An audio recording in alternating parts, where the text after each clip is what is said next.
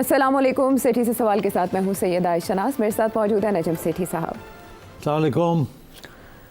नैब amendments, नैब का दायरा पाकिस्तान की सियासी तारीख में हमेशा से मुतनाज़ रहा और स्पेशली इमरान खान साहब के दौर में उसका जिस तरह इस्तेमाल किया गया और जिस तरह से सियासी मुखालिफिन को रगड़ा लगाया गया, उसके बाद वो सियासी मुखालिफिन जिसमें नून लीग और पीपल्स पार्टी के रहनुमा शामिल थे, जैसे ही वो PDM के नतीजे में दौर इक़्तिदार में आए, सबसे पहला काम उन्होंने क्या किया, नैब को इन अ वे टूथलेस कर दिया।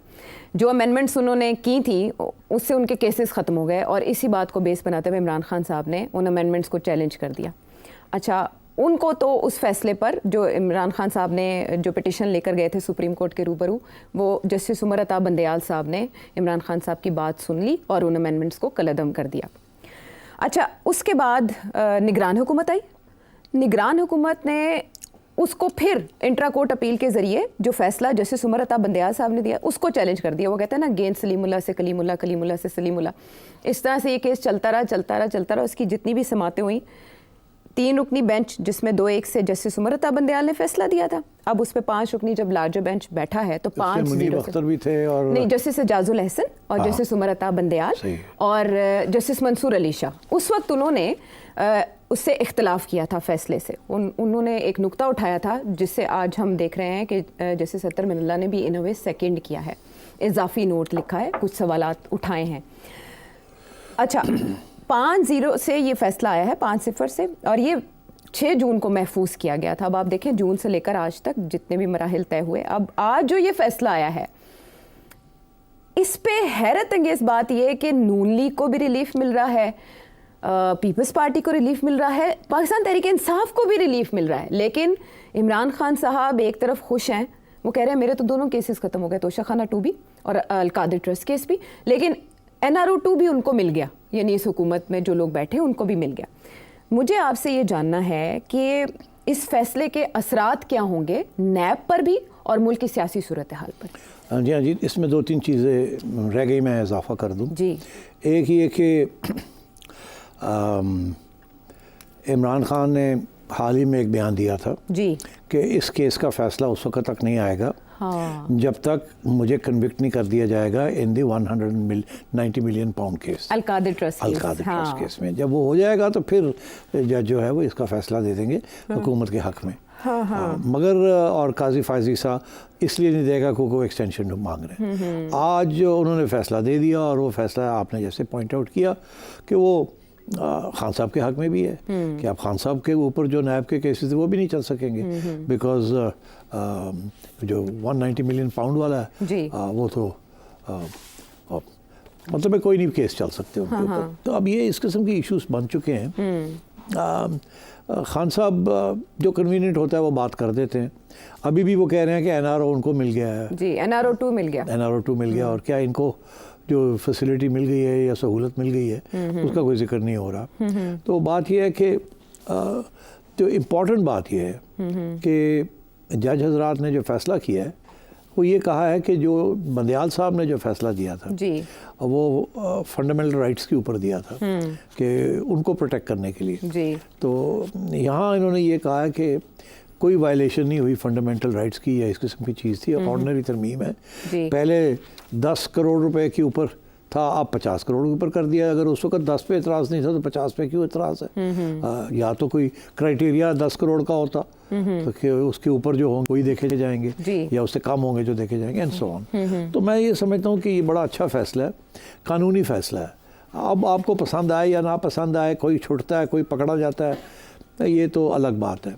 मगर देखिए, आपने कहा कि इमरान खान और PDM गवर्नमेंट के ख़िलाफ़ और ये केसेस, एक्चुअली मुशर्रफ के ज़माने में नैब बनी थी जी। और जब ये नैब बनी थी तो ये सियासतदान जो थे उस वक्त के, उसमें इमरान खान तो नहीं था, नवाज शरीफ की पार्टी थी और पीपल्स पार्टी थी, इन्हीं को धरा था इनके अंदर।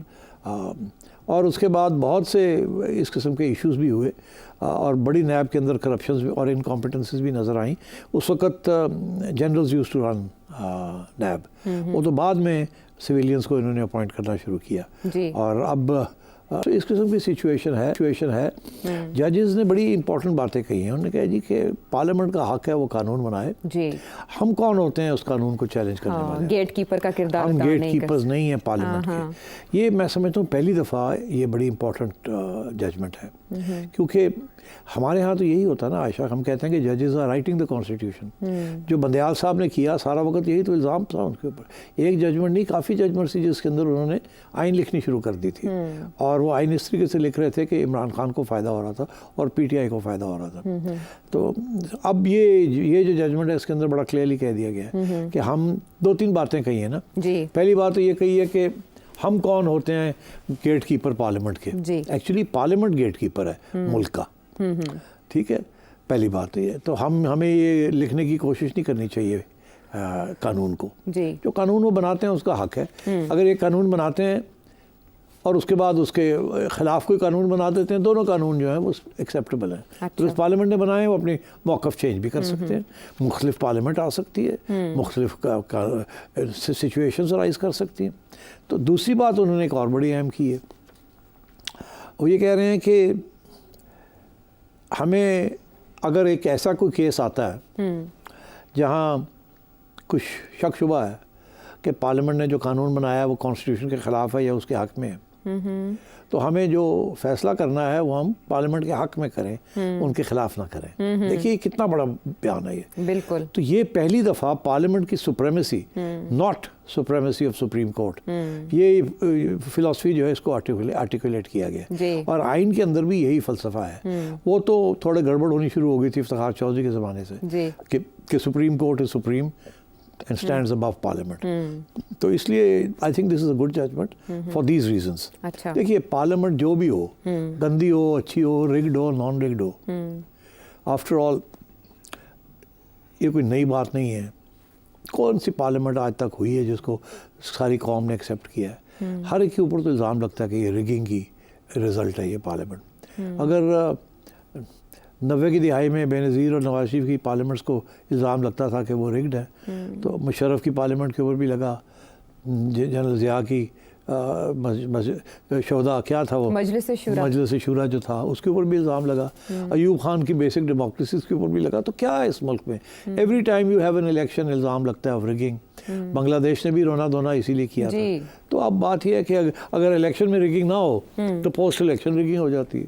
कुछ ना कुछ ट्यूनिंग चलती रहती है। तो अब एक दफ़ा हुकूमत बन जाए तो उसको फिर गिराना नहीं चाहिए, उसको फिर अपने 5 साल पूरे करने देने चाहिए। अच्छा। बिकॉज कोई भी यहाँ सेक्रेट नहीं है, everything is up for grabs. मगर कोई स्टेबिलिटी तो होनी चाहिए इस मुल्क में, और जब वो नहीं होती तो फिर क्या होता है, फिर इंटरवेंशन हो जाती है मिलिट्री की। वो आते हैं 10 साल बैठ जाते हैं, उनको कोई चैलेंज करने वाला कोई नहीं होता, वो PCO निकाल देते हैं, जजेस फारग हो जाते हैं, अपने जजेस ले आते हैं। तो फिर ये फ़ायदा क्या है इससे कोई झगड़ों का? It's time we sat down and establish some rules of the game. इसके अंदर आइन अपनी जगह पे, जुडिशरी अपनी जगह पे, पार्लियामेंट अपनी जगह पे। या तो हो ना हम कहें कि जी establishment is pure, parliament is pure, judiciary is pure, bureaucracy is pure, और इनको अगर आप हिलाएंगे तो गड़बड़ होगी। ऐसी सूरत हाल नहीं है, आइडियल सिचुएशन नहीं है ही नहीं है। Nowhere in the world are institutions pure, it's more or less pure और मोर और लेस इम्प्योर। और हमारे यहाँ तो कोई इंस्टीट्यूशन नहीं है जो कि जिसके ऊपर दाग ना लगा हो। किसी न किसी स्टेज पे बड़े सीरियस दाग लगे हैं जिनको आप स्टेन रिमूवर के साथ भी नहीं रिमूव कर सकते। वो कहते हैं ना कि लेमन एंड बेकिंग सोडा डाल दें और विनेगर डाल दें तो उसके साथ सारे स्टेन्स जो है रिमूव हो जाते हैं। यहाँ नहीं होते रिमूव, तारीख में लिखे जाते हैं। हाँ, लेकिन ऐसे करने की कोशिश भी बहुत कम हुई है ना।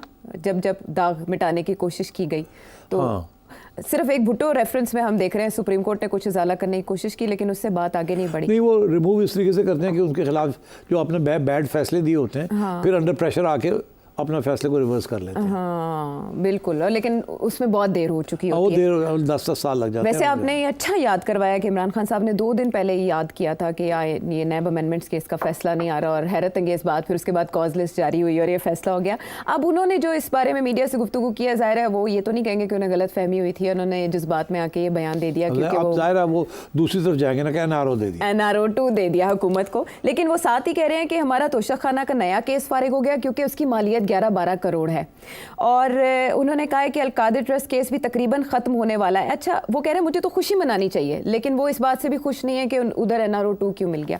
अब जो अलकादिर ट्रस्ट केस है, अब ये जो नैब अमेंडमेंट हुई थी वो ये कहती है कि कैबिनेट के किए गए डिसीजंस को तहफ़्फ़ुज़ हासिल है, तो इस वजह से ये समझ रहे हैं कि अल-कादिर ट्रस्ट ख़त्म हो जाएगा, तो फिर तो इमरान खान साहब के खिलाफ क्या बचा? सही है।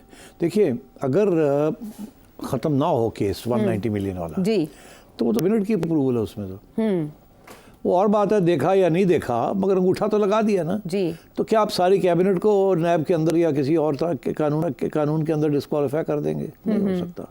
तो इसलिए लोग ये कहते हैं कि ये जो केस है 190 मिलियन वाला, ये इसमें कोई सज़ा मुश्किल ही लगता किसी को हो। अच्छा। अगर होगी भी तो ओवरटर्न हो जाएगी, because purely on technical grounds. अच्छा। और ये जो कानून अब ओके हो गया ना कि अगर काबीना ने कोई चीज़ की है जी, तो फिर आप प्राइम मिनिस्टर को होल्ड नहीं कर सकते रिस्पॉन्सिबल। ये तो बिकॉज एक ज़माना था कि when a prime ministers decisions could be challenged, मगर साकिब निसार साहब ने फिर एक फैसला दिया कि ये this is not a government by prime minister, this is a government by cabinet. बिल्कुल। आज इसलिए ये होता है कि अगर चिड़िया ने भी उड़ना हो ना तो वो कैबिनेट की अप्रूवल ज़रूरी होती है। अब उन्होंने एक नया सिस्टम बना लिया है। प्राइम मिनिस्टर कहता है कि जी मैं फैसला किया, ठीक है जी, कैबिनेट अप्रूवल ले लें। वो करते क्या है कि एक ईमेल डालते हैं जिसे कहते हैं सर्कुलर। अच्छा। वो सारे कैबिनेट मेंबर्स को ईमेल चली जाती है कि प्राइम मिनिस्टर ये चाह रहे हैं, आप मेहरबानी करके अपना ओपिनियन इस पे दे दें, ओके या नॉट ओके। मगर साथ ये भी लिखा होता है कि अगर आप कोई जवाब नहीं देंगे तो हाँ समझा तो हाँ समझा जाएगा। ये बाय द वे ये कॉर्पोरेट गवर्नेंस के अंदर भी यही रूल्स हैं, पब्लिक लिमिटेड कंपनीज के अंदर भी यही है कि आपने बोर्ड से इजाज़त लेनी होती है हर बड़े फैसले की, स्पेशली फाइनेंस रिलेटेड और लीगल रिक्वायरमेंट्स, रेगुलेटरी रिक्वायरमेंट्स। तो आप अगर बोर्ड को लिखते हैं कि जी हमें इसकी इजाज़त चाहिए, तो अगर जवाब ही नहीं आता 5 मेंबर्स से बोर्ड आपका 8 मेंबर्स का है और 5 मेंबर्स जो हैं वो जवाब ही नहीं देते और 3 कहते हैं कि नो, तो जिन्होंने जवाब नहीं दिया होगा उनको यस ट्रीट किया जाता है और वो रेजोल्यूशन पास हो जाती है। तो ये एक कंडीशन है इन सर्कुलर्स कि अगर आप जवाब नहीं देंगे it will be taken to mean yes. तो अब सारे कैबिनेट के जो भी फैसले शहबाज शरीफ साहब अनाउंस करते हैं जो उनके ऊपर सबकी कैबिनेट की अप्रूवल होती है बाय सर्कुलर रेजोल्यूशन। अच्छा।